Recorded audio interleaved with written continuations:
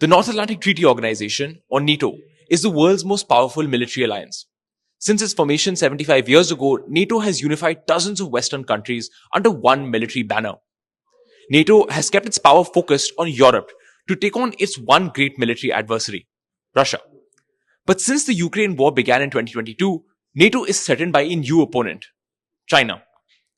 NATO is worried by China's growing military power and its support for Russia in the ongoing Ukraine war.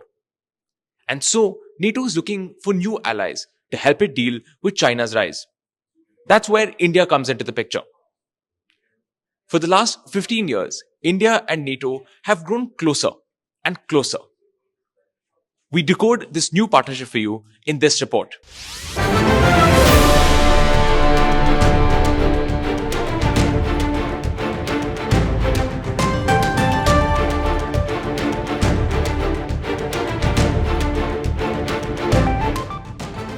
To understand why NATO and India are working closely together, we have to go back to 2022.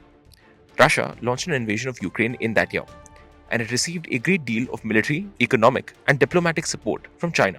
That immediately put China on NATO's radar as a potential security threat. NATO's 2022 strategic concept says that China's stated ambitions and coercive policies challenge our interests, security, and values. The document also pledges to address the systemic challenges posed by the People's Republic of China to Euro-Atlantic security. India shares a lot of concerns about China's rise as well, and this creates an important opportunity for India and NATO. While traditionally wary of engaging with NATO because of its relationship with Russia, India has been quietly engaging with the alliance over the last few years. India's first official talks with NATO date back to 2005, and the partnership initially focused on common concerns like counterterrorism and arms control. Over time, India and NATO have built deeper cooperation, especially in areas like maritime security and cyber defense. Take the Indian Ocean for example. In the late 2000s, NATO and India worked together to combat piracy in the Gulf of Aden. Their collaboration helped thwart pirate attacks and even led to life-saving rescues. And that's just one example of their practical cooperation. From military education to peacekeeping, cybersecurity, and even Afghanistan, NATO and India have had common interests. The rise of China has only increased those common interests. I think all nations that honor international law shares the same feeling that our nations want to be independent, autonomous in our own decision making, and we don't want to harass others.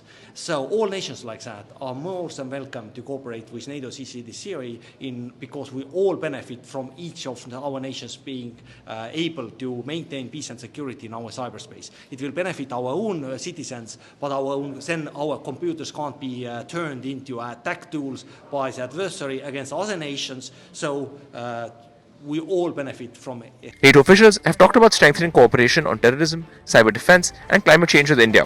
While India and NATO have different approaches, especially when it comes to Russia, they share many of the same interests. NATO and India may not have a formal partnership, but their cooperation continues to grow. Together, they represent around 2.4 billion people, around 30% of the world's population. And as they share common interests in promoting a free and open Indo-Pacific, they're better positioned than ever to address the evolving challenges of the 21st century. Bureau report from Estonia, India Today Global.